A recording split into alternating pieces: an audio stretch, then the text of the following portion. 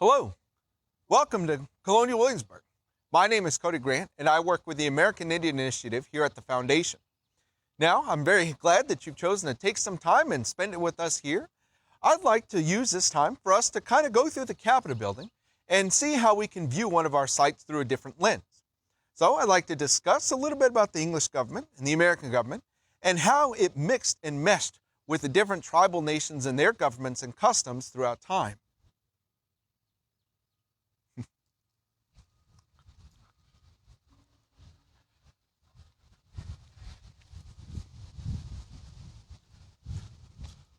And now we find ourselves here in the courtroom of the Capitol building. When we think of justice in the 18th century, we can think of lesser crimes being handled by the local court here in Williamsburg, and larger crimes being handled here at the High Court, presided over by the royal governor and his council. Now, justice was also carried out within many of the tribal communities that are already here in the American continent. When we think of tribes like the southeastern and northeastern woodland tribes, they operated under a system of blood law. Blood law was the main law that maintained order within specific communities and with external communities, their allies or their enemies. See, blood law was nothing more than maintaining a balance and a harmony between these communities. When an offended party was taken by, say, murder or was stolen from, say, theft, the offending party had the right to retaliate in kind, either to take the life of the individual, of the offender, or the life of an individual of that offender's party or community, or to make sure that those debts are repaid by an exchange of goods, of food, or trade items, or items that the offended party considered to be of equal value to the taken goods. Now, blood law is what maintained that harmony between all of these communities. Sometimes war could be used as a way to settle that debt, or terms of stickball, a very violent game that was played between many of these communities in which they could use physical violence as a way to settle any debts without the means of bloodshed. In the governor's council chambers, this is where the king's appointed representative sat, along with his appointed council. Now, with the different types of government here in the colonies, there is, of course, the local government, the elected officials that are there to serve the interests of the populace of their respective colonies. But in each colony, there is also the appointed representative there to serve the interest of the king. In many instances, some of the decisions that would be made here are what different relations and treaties could be brokered with the various different tribal nations they are interacting with in the 18th century. Some of these treaties could entail military alliances, means of trade and commerce, friendly relations on how justice could be carried out if someone should break the law on one side or the other. Do we handle it in English courts or by the systems of blood law within those societies? In many instances, both the Americans at the outbreak of the American Revolution, as well as the English government, knew that these battles and these wars could be won on the alliances that they could broker, or even to the instance of getting some tribes to abstain from the fighting altogether. Now, these alliances could shift and change throughout the years, of course, with the Spanish and the French and the English, even amongst the tribes themselves. But this was also considered to be the natural order of things. There is a time for peaceful relations and friendly negotiations, and there is also a time for wars and conflict. Wampum belts, like these, were used between many different tribes as the physical proof of a negotiation or treaty. With many of these tribes being without a written language, they are solely based in oral histories. But these belts were there to serve as physical proof of that document. These belts would be carried by members of this community who could repeat those treaties verbatim, word for word, in the belt's form and substance. Throughout the years, these belts would be passed down for as long as those negotiations held. In some instances, at the falter of those negotiations and treaties, these belts could be destroyed, disbanded, or discarded.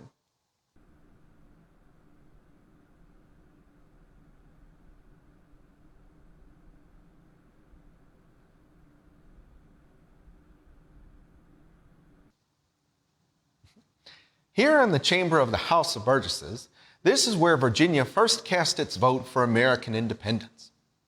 Now, when we think about American independence as the beginning of the American experiment, we can truly look at it as uniquely an American experiment. Because this government is not only formulated of old world English laws and customs, either done away with or made anew, but also including the different piecemeal ideas of government and society and constructs of the different tribal nations. We can think of the Republic of the Shawnee, where elected representatives are there to serve the interests of the people who elected them. We can think of the democratic societies of the Cherokee, in which each woman, man, and child were there to serve the interests of their community as a whole. Think of the Iroquois Confederacy to the north, a collective of different nations there to serve their mutual interests of different nation states. So when we think of 1988, Congress formally recognizing the Iroquois Confederacy as being the building blocks for the new American government, this helps formulate the idea that this experiment was not only started by a handful of men, but a collective of ideas and concepts being meshed together to become the new American state.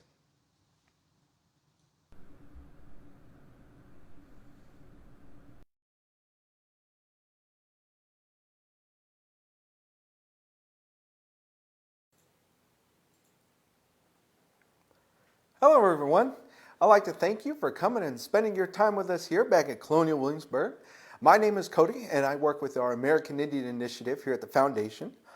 So with us, we take our time to really sit and just talk with people about the experiences of the different tribes who come and work in Williamsburg, or who are interacting with England or with Virginia.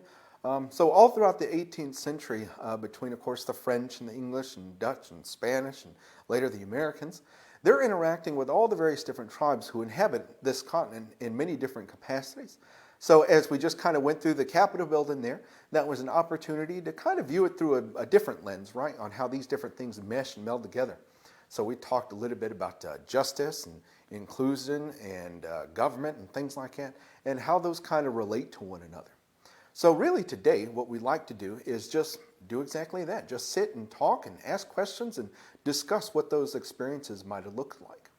So when we're talking in there in the Capitol building about different governments, when all these different European nations begin to arrive, they're not interacting with one American Indian or one Native American tribe or one group of people, but they're interacting with hundreds of different tribes and nations, which are pitching pretty much the same thing. So when we say tribe or nation, it's the exact same thing.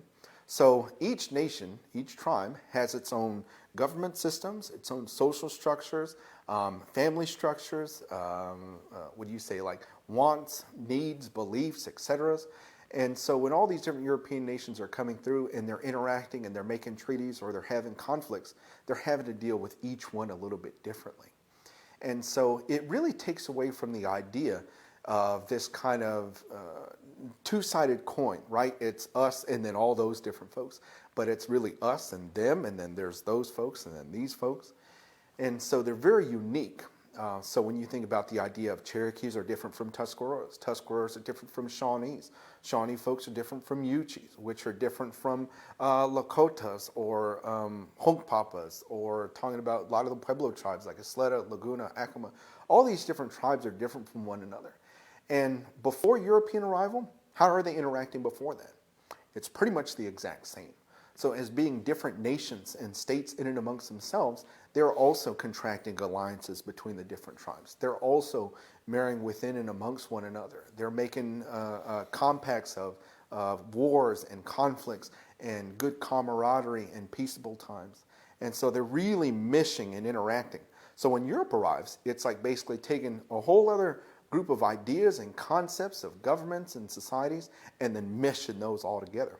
So when we think about moving through the colonial period up until the American Revolution, those things are constantly shifting and changing. So of course there's going to be times for hardships and anger and frustrations and war and conflict. And then there's going to be those good times of happiness, of joy, of celebration, of trade and commerce and family. And so those are the really, a lot of the things that we like to look at when we're talking here, because it kind of opens up that topic of what those interactions look like. And in some instances, they might be a little bit more, which is complicated than we otherwise thought. And other times, they're actually a little bit more simpler than what we otherwise thought, right? And so it's really neat when we get the chance to just kind of sit and talk about those different things. So right now, what I'd like to do is, with all that out of the way, I'd like to more so get to your questions and see what y'all are interested in, what curiosities you have. So I think we got one question going for right now. We do. Margie has asked, did many tribes have female leaders? Did many tribes have female leaders? Yes, considerably so. So when you think about the idea of what is a leader, right?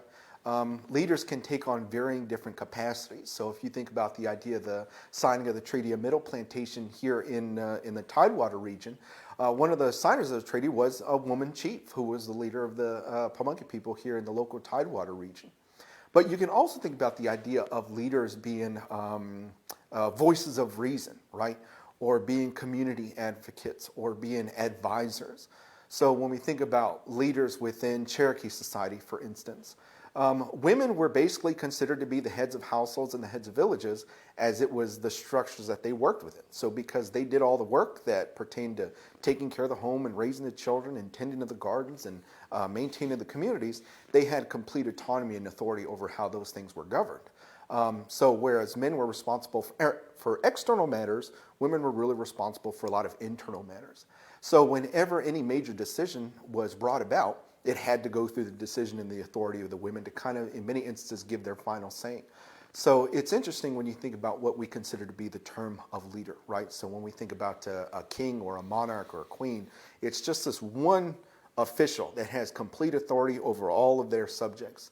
Whereas in a lot of these native societies, both men and women are all kind of considered equal in many instances, but leaders can really take the role of somebody who's very highly respected, that everybody kind of pays deference and authority to say, I trust this person and I trust their leadership and what they're talking about, what they're about, and I choose to follow that. Mm-hmm. We have a question from Denise. She inquires, how did the Revolution affect trade practices with Native Americans?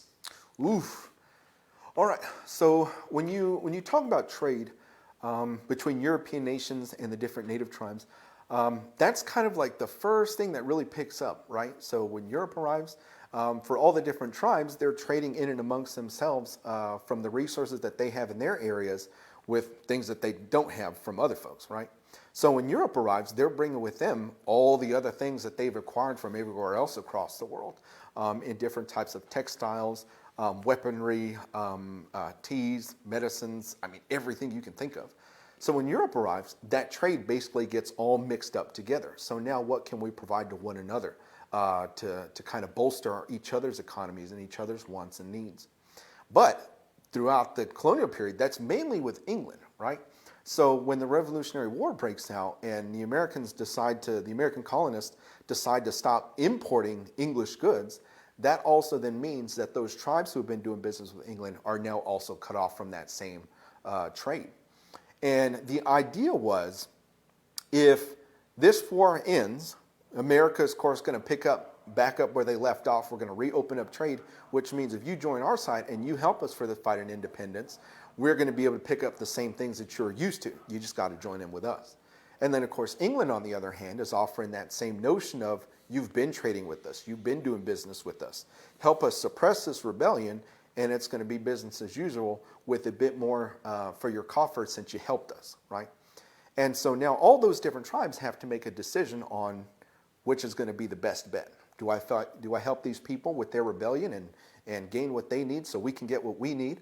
Or do we help the English so we can get what we need and what they can offer? And so trade was always kind of that, what you can say, that token that each side could use with one another. So any conflict that usually broke out, trade was the first thing to go. So England would stop supplying any arms or ammunitions or weapons or goods that they had come accustomed to, like textiles and those niceties. And so on the other end, England became very accustomed to the timber, to the land access, to the furs and the things that they could get by trading with those different tribes. And so it's funny when we talk about the idea that the native tribes became dependent upon English trade goods. It's pretty much also the same thing around, and England became very accustomed to the natural resources that they were able to acquire through business and trade, because you can't always be constantly fighting it, always constantly taking. England is definitely making those treaties and negotiations to open up their access to territory and goods. And so that was one of the big things that always kind of teetered back and forth during those wars and conflicts. And I would serve to say the American Revolution in some ways is no exception, but there are also kind of those big things of we're going to separate from them, so we don't get nothing, y'all don't get anything. Sophie's question was, are there instances of nations and tribes having any legal proceedings in Williamsburg, in the capital, as a place to meet with colonists to bring up issues from their respective nations? That's a very interesting question. So when we talk about the different interactions that are occurring, right, many of those things are legal, political interactions. Because when England is coming in and they're talking with these different tribes, it's not necessarily that the colony itself is enacting a treaty with the tribe, it's that the royal governor, as the crown's representative, is enacting a treaty with the tribe on a government-to-government basis. Now, for some tribes, that interaction shifts. So when we think about a lot of local tidewater tribes, when we talk about the Treaty of Middle Plantation, that was really the time when a lot of the local tribes didn't necessarily take themselves a step down, but agreed to accept England as their sovereign, thereby making themselves subject to the crown. So as opposed to being like every other English subject, it's kind of like we are a nation living under another nation. And so those interactions kind of changed. And there is a legal process by which they would have to relay any wants or concerns to a factor who would then relay those things to the council. So some of the laws put in place kept any enslaved individuals or free black folks from kind of speaking in court on their own behalf. They would have to have a witness, a European person speak on their behalf. It's kind of much the same way for those native tribes in that they are also not allowed to speak on their own behalf in court. They have to have somebody speak for them, as where they are not allowed in the courthouse or in the Capitol building. Now, where we get a little bit different, when we talk about some of the interactions with different tribes who the crown does consider sovereign on equal standing as a foreign nation. Think of folks like the Cherokee, the Iroquois Confederacy, the Shawnee folks, Creeks, etc. They are all considered to be their own sovereign independent nation. And on a government-to-government basis, when they come to the city, when their emissaries and ambassadors come to meet with the royal governor, they're not necessarily meeting with the colonists of Virginia or with the elected representatives of Virginia. They are meeting with the crown's appointed representatives because they're not doing business with Virginia or with Maryland or with South Carolina. They're doing business with England on that upper level. And so when they come to the city, they're sometimes meeting at the governor's palace. Sometimes the governor's coming out to meet with the larger delegations that have traveled here, which include all men, women, children, people who are part of those proceedings, people who are coming to just kind of view those proceedings. And then sometimes they are going to the Capitol building as well to kind of enact those things. The difference is when you talk about the idea of the royal governor making a decision, that's kind of like the final say, because King has already said, you're my man, whatever you say is what I agree to. And so he has that final say. For some communities, when we think of like Cherokee folks, for instance, when they send in a representative, that is the community's voice box. He is not the appointed person who has the final decision. He's basically saying, here's what my village has decided, here's what they're looking for with trade, military alliance, etc. So that's what I'm here to do. If there is too much deviation from that, he might not have the authority to give the final say. He'll have to say, all right, I hear your wants, I hear your wishes. I'm going to go back to my community, we'll discuss further, and I'll come back with what they decide. And so those legal proceedings can constantly change as those standing with those tribes change, as those treaties and negotiations changes, as the wants and the needs of either side change. But there is definitely a legal process by which those are done. And for many of these native communities, they're recording those through oral history, which get passed down. And then on England's side, or French, or the Americans, they're, of course, recording and writing and documenting those things, which is how we know what a lot of those treaties look like, too. Mm-hmm. Definitely. Next question, please. One of our younger viewers, named Violet, would like to know what the kids' roles were in their tribes. Oh, fantastic. There's a very good question, Violet. So, of course, kids going to be a large part of the community. When we think about the idea of a participation, right? In a lot of these different Native societies and communities, kids are an active part of the community. So they're constantly working and learning by doing. So for instance, how do they learn how to build pots? They sit down with their mothers and they work on those things. How do they learn how to weave baskets? They're sitting down and they're learning how to do those things. So the difference is where that education comes from. So much like a lot of people in the colonial period, if they're not sending their children off to a grammar school or something like that to be educated, they're going to be learning at home really the tasks of their parents, right? So they're going to kind of grow up within that society. It's pretty much the same thing. Within those Native communities, though, everybody really works together as a community, right? So within those families, they're learning the trades of what they need to know because that's the same thing that everybody does within that society. But there are also kind of those things that you can take on for yourself. So for instance, some folks want to grow up to become warriors and gain the same accolades of the folks that they see walking around. And so they're going to have to endeavor to learn that task from people who do that type of thing, from people who go to war, who engage in stickball and that side of things. Some people want to be great orators and work in council. And so they have to know how those council proceedings carry out. When do you speak? Who gets to speak? How to use your words? What is the appropriate demeanor when you come into council, right? And so it was remarked that when some English folks or French folks would come into Cherokee councils, they noted that it was all men, women, and children all together of varying different ages, and they're all equal, participating on equal standing. So just like we talked about in the video there, with every man, woman, and child having equal say, that's really exactly what we mean. So when those children come into council, they've been coming in since they were babies, being swaddled by their mothers, but now they're kind of just sitting there on the side and swinging their legs and asking their mom, how come he said that? How come they said this? How come they're angry? How come they're happy? And by answering those questions openly and truthfully during their youth, when they become adults, they've never been separate of that content, of those ideas. And so they're basically born to participate and to be active members of those societies. So much of their roles is going to be whatever it is they need to learn growing up. That could be anything. But of course, there's always time for playing around, right? So lots of games, going out, and we know there's children very fond of going swimming and hunting and playing stickball for a lot of those boys. Women are keeping the communities in good function and good order and things like that. And so everybody's really kind of working together, farming and things like that. Mm-hmm. Erin asked, she was wondering how American Indians came to have such interesting names. Okay, so interesting names. I guess we can look at a couple different things.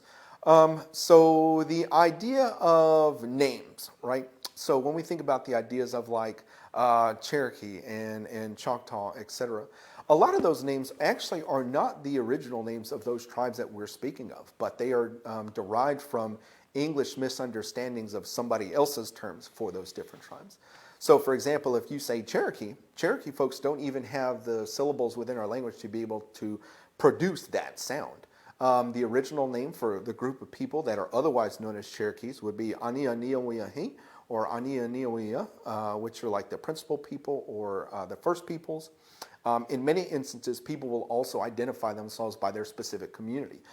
So saying things like Ani Giduwa, Ani Alawode, again, that's like saying I'm a person of this particular community or this particular place. Names for individuals, for example, that could change even throughout their lifetime. So for the idea of some folks' names, if we think of a very well-known peace chief within Cherokee society, Atakulakula, otherwise known as Atakashkala, that name means basically neatly arranged, neatly stacked wood, like arrangement of sticks. So however you can relay that to his position within Cherokee society, as one thing or another. But names, if we think of more in the contemporary sense, the idea of what we might see in like Dance with Wolves or Last of the Mohicans or The Patriot and things like that, a lot of these names are really kind of come from that romanticized idea of Native Americans' connection to the earth and the society and spirituality and things like that. So when we talk about those different names, a lot of the times those are not things that are bestowed upon ourselves, but are put on us by other societies or by other folks, sometimes misunderstanding. But if you think about one of the names, which is a really neat, Ostanagwo was one of our well-known war chiefs. He was a very well-respected person. Oh no, I'm sorry, I'm speaking of the wrong individual. Ogunawashtora is who I'm thinking of. Still very well-known, well-respected individual, but his name translates to like ground-up groundhog sausage. So, I mean, it's to the terms of the individual of what they take that name and why they take that name for, which could change throughout their lifetime. So the idea of a child taking their name when they become of age, or of an adult moving from being a great warrior to moving into a peace chief, those names and those people can't exist at the same time. And so those names have to change throughout those phases of life. And so even an individual might take on different names as they change within their society and within their community. Gene asks, what was the role of American Indians in Williamsburg? The role of American Indians in Williamsburg, in an instance, they really don't have a role. That's kind of the easiest way to put it. So although they are interacting in the city, they don't really have a role within the city itself. Apart from traveling delegations who come here and take care of their political business and then they pack up and then head back home, it's very short-lived each time, right? So they come in, do their business, leave. Come in, do their business, leave.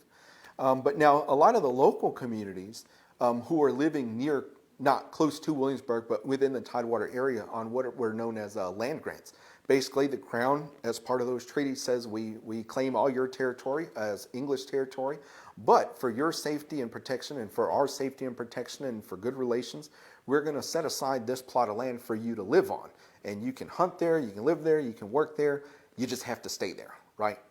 And vice versa, which also means that no English Virginia subject or English subject can transfer into your territory to do hunting on your land or fish on your land or take things from your land. It was supposed to be that kind of boundary. But as cooperation goes, as means of economy goes, they're bringing in that game to selling to the taverns. So when these folks are coming into the city and eating in the taverns when the House of Burgesses is in session, they're eating food and game that's been brought in by the local tribal populations. They're selling fish.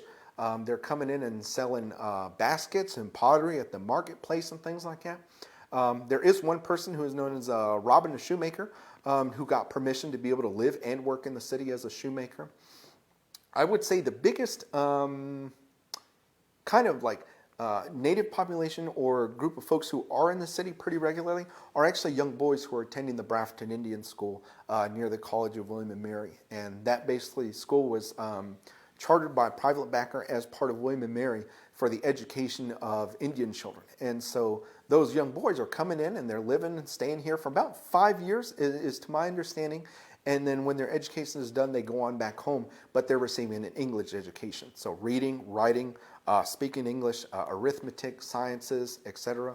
And so that education continues on until its closure at the outbreak of the Revolution, because it's an English back to school. So when the war breaks out and that kind of connection is lost, the school ends up closing. But those boys, they're pretty much the large populace of folks who are in the city.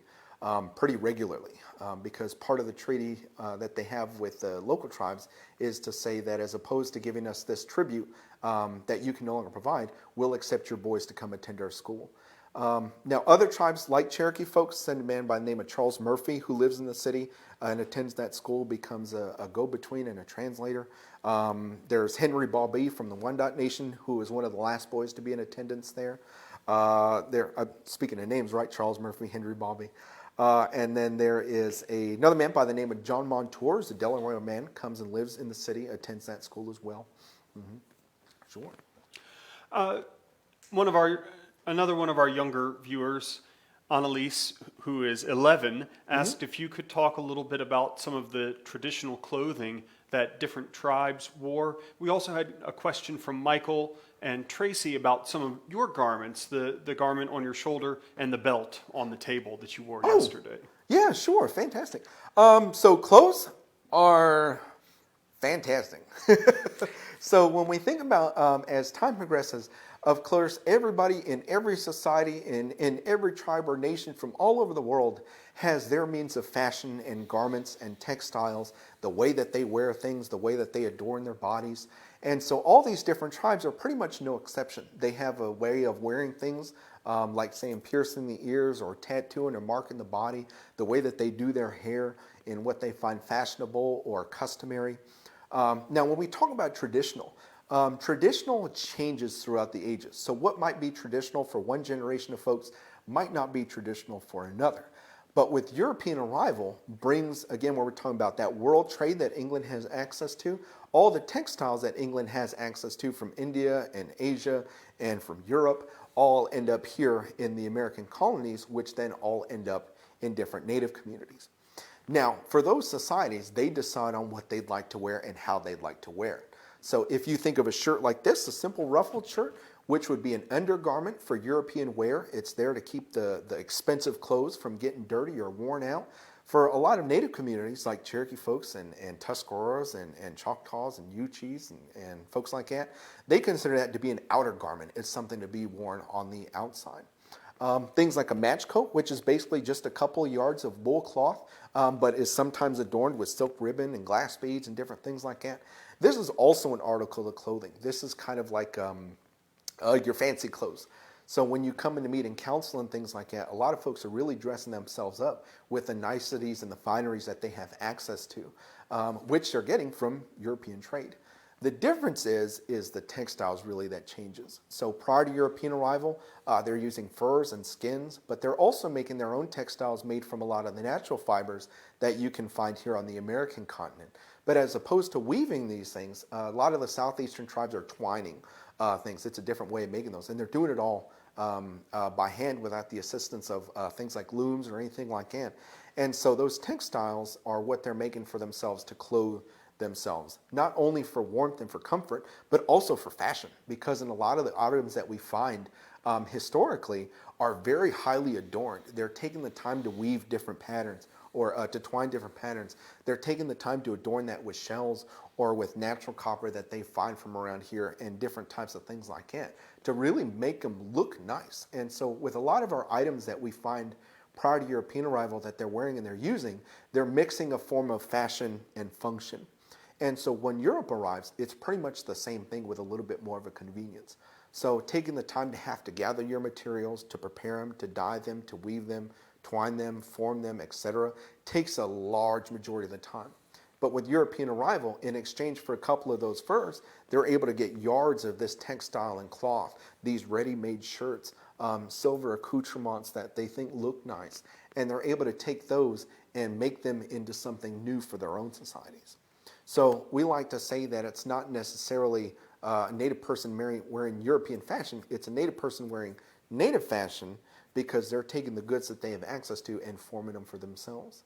Even with belts like these right here. So sometimes these belts could be adornments made out of glass beads and wool yarn, and other times belts that are like wampum belts might have a different meaning. Those are like treaties. Those are those written records and accounts of things that occurred in important times that happened within their communities. Mm-hmm. Courtney's question was that traditionally race or genetics, was that a factor in citizenship for tribal nations? What were those factors and how do they differ from today? Oh, that's a very good question. So when we kind of think about the idea of that contemporary notion of how much Indian blood you have or how much native blood you have, that's a much more recent term, which is really kind of a European concept. Again, going back to think about the idea of monarchs and royal blood and things like that. It's really your kind of status is based upon your blood, right, or kind of who you marry into in a lot of those European societies like that. So royal blood up here, and lesser folks are below them. Well, when we think about a lot of these historical native communities, culturally, your inclusion into a society is purely based upon your acceptance into that community. Sometimes it can have almost nothing to do with your blood and who you're married to, and sometimes it's exactly who you're born into and who you're married to. So when we think about the idea of Cherokee folks, for instance, so your connection to Cherokee society historically was based upon your connection to a Cherokee mother. So either being born to a Cherokee woman, either being adopted by a Cherokee woman, being accepted by a Cherokee woman, that's what gave you your citizenry to that community, to that group of people, to that tribe. So with Cherokee society, government-wise, family and government are basically intertwined because the only way that you get to vote and to participate within those societies is belonging to a Cherokee woman. So when we think about the idea of marriage, right? So marriage, it's not necessarily intermarriage, it's just marriage to that sense because those laws of how those families are structured governs where you belong. So historically, when you think about the idea of a child born to a Cherokee woman, grows up, if it's a boy and he decides to go out and get married to a non-Cherokee woman, his children, by that standard, are not Cherokee children. They will belong to their mother. So say it was a Creek woman, now they belong to Creek society. It was an Irish woman, they now belong to Irish society, etc. But that Cherokee female, because we're a matrilineal society, and that lineage is always traced down through the mother, never through the man. It's kind of the idea of historically, only Cherokee women could make Cherokee citizens, for an instance. And so if that Cherokee woman decides to marry whoever it is that she married and the children that they have, they will always be considered Cherokee, but it would have to trace down through the women. Now, that changes with different societal changes. So definitively, that kind of idea of family goes away in about 1813 when Cherokee make their own new constitution and laws to live under, which kind of separates that idea of government and family and citizenry to where Cherokee folks born of Cherokee men or Cherokee women are considered Cherokee citizens.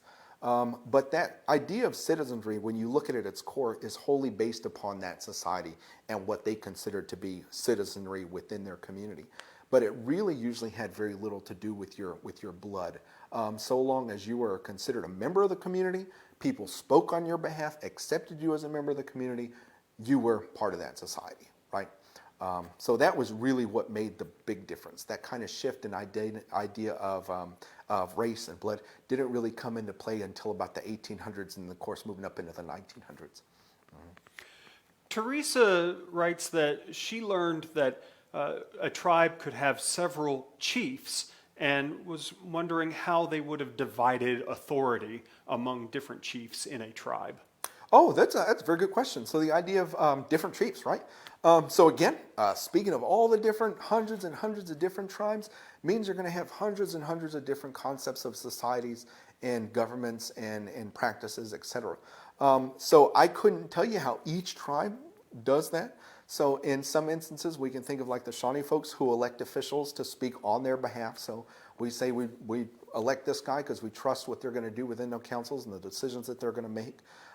We can think about the Iroquois Confederacy where they elect chiefs to kind of take their place in that kind of grand council and make those decisions on behalf of their communities.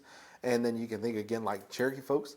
In Cherokee society, there is basically this idea of autonomy that each person has their own right to achieve their happiness as they see fit, right?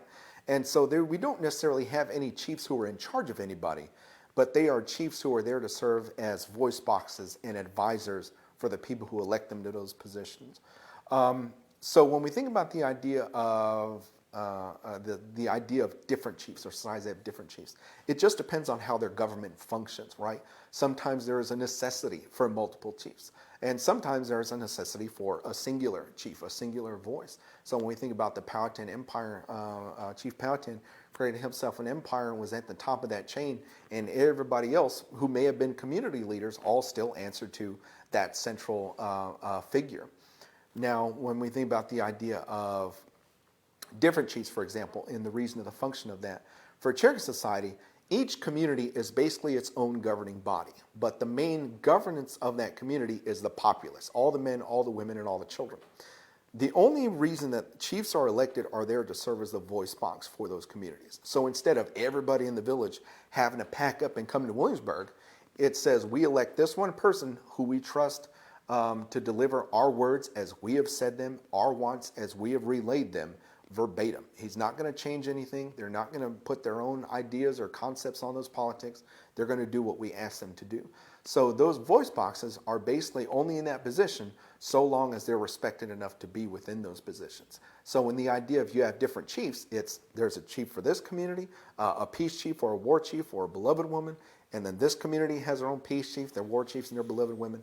But it's because each of these communities' wants and needs might differ from one another. And so for that Cherokee society, there was a system and a society of people who basically say there are things that I want and need that sometimes might differ for yours, but we have our representatives to kind of help us work through those things as mediators and moderators. We have questions from Deborah and Scott that are similar about how relationships changed with the British after they were defeated in the war, for tribes who sided with the British or maybe tribes that did not participate in the war. Did they suffer any repercussions with the new American government? Ooh, I would definitely say so. So when we think about the relations that all the tribes have with the different European nations, or don't have with the different European nations. So of course, mainly French up in towards Canada. Spain is like down in Mexico and etc. England is on the east coast here in the middle Americas. And so those tribes that they're interacting with are making treaties with the tribes that they're near to, right? And so a tribe like the Creeks, who even though travel up north, the majority of their treaties are going to be with England, whereas a lot of the tribes who are farther up towards north in Canada are making their treaties with the French. And so geographically speaking, distance is not a hindrance for those treaties and negotiations. There are some times where basically Cherokee folks say we're not happy with what England is doing, so we're going to send representatives all the way up north or all the way out west to meet with representatives of the French to see if we can broker a new deal. So when that occurs, that the terms of revolution is coming about, people are basically having to hedge their bets. What's going to be the best thing for us as a community, as a society, to keep up our trade, our sovereignty, our land and territory, etc.? What's going to be the best bet for us? So we don't care either way, whether the Americans win or English win. We just need to make sure that our interests are going to be upheld. So you can also put that with the idea of people involved within those European societies. So you have your loyalists, you have your rebels, you have your people who don't want anything to do with it one way or the other. How are they treated during those times, right? So you hear about people getting tar and feathered, people being put in jail because they're not supporting the cause or because they are supporting the cause. And so it's really how those folks are trying to achieve their goals. It's just people have different ways of going about achieving those. It's the same thing with those tribes.